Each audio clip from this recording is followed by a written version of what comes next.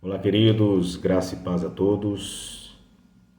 Queria meditar num texto muito conhecido, que está no Evangelho segundo escreveu Mateus, capítulo de número 7. Mateus, capítulo de número 7, é um dos textos mais conhecidos de toda a Bíblia Sagrada. E também é um dos textos muito mal interpretado. Você que não é inscrito nesse canal, se inscreva, curta esse vídeo, comenta, compartilha, deixe sugestões de outros vídeos para estarmos aqui conversando biblicamente.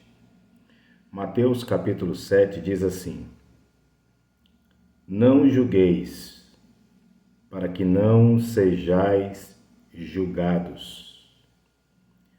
Porque com o juízo com que julgardes, sereis julgados. E com a medida com que tiverdes medido, vos hão de medir a vós. E por que reparas tu, arqueiro, que está no olho do teu irmão, e não vês a trave que está no teu olho? Ou como dirás a teu irmão: deixa-me tirar o argueiro do teu olho, estando uma trave no teu? Hipócrita, tira primeiro a trave do teu olho, e então cuidarás em tirar o argueiro do olho do teu irmão. Amém? Esse texto é mal interpretado. Não julgueis para que não seja julgado. Muitas pessoas usam esse texto para repreender a pessoa que se manifesta reprovando uma atitude que a princípio já é reprovada pela Bíblia. E essa pessoa é repreendida. Não, irmão, você não pode julgar. Mateus capítulo 7 diz: não julgueis, para que não sejais julgados. Mas entendem este versículo, esse texto, essa passagem, erroneamente. Jesus não está dizendo que não tem que julgar. Não é isso. Como nós lemos aqui, os 5 primeiros versículos, já está claramente Jesus expondo que juízo é esse que não devemos julgar. É o juízo falso, é o juízo que não traz justiça, porque a Bíblia não condena quem julga. Haja vista que o mesmo contexto desse texto você vê no verso 6 dizendo: não dei aos cães as coisas santas, nem deiteis aos porcos as vossas pérolas. Não aconteça que as pisem com os pés e voltem-se e vos despedacem. No verso de número 15 vai dizer: acautelai-vos, porém, dos falsos profetas. Então, se eu não tenho esse senso crítico, e você pode chamar de julgamento, como que eu vou saber quem é os cães? Quem são os falsos? Se você observar, Jesus, ele expõe os escribas e fariseus, as suas condutas reprovadas. Ali Jesus, ele levanta juízo contra esses homens. Talvez você vai dizer, mas foi Jesus. Mas Jesus é o exemplo para mim e para você. 1 Coríntios 11, sede meus imitadores como eu sou de Cristo Jesus. Ele expõe os obreiros, os falsos obreiros. Ele expõe os falsos crentes. Na verdade, se você observar, não é nem tanto os falsos crentes, mas as práticas que eles praticam, que reprova eles. É isso. Se você observar, a igreja de Éfeso, ela é elogiada, porque ela julgou e ela reprovou os falsos. Apocalipse capítulo 2 e verso de número 2. Essa igreja, ela é elogiada.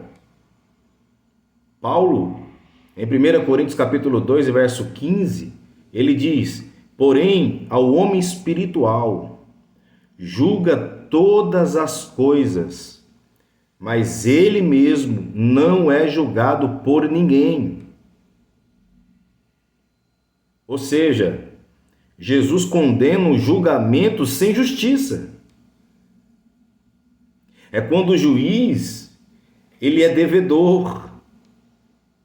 É tanto que você vai ver, não julgueis para que não sejais julgados. Ou seja, você está julgando, você está no conforto de julgar o teu irmão, mas cuidado, que você pode ser réu também. Ele diz mais, porque com o juízo com que julgardes serás julgados. Ou seja, com ímpeto, com a força que você tem contra o teu irmão para julgá-lo, você pode ser julgado. Com a medida que medides, você será medido também. Ou seja, você é aquele santo que julga e condena todo mundo, mas saiba que você pode estar no banco dos réus. Você pode estar sendo reprovado.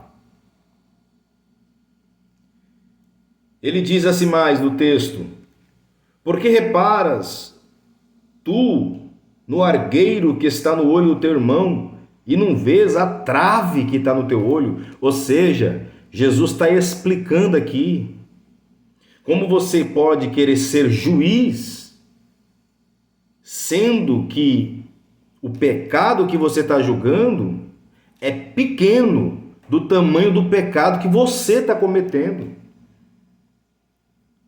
Talvez o pecado desse irmão que você julga, ou até mesmo você ouviu uma conversa, uma fofoca, e nem tem certeza que o irmão ele errou nessa área, e você está julgando, cuidado.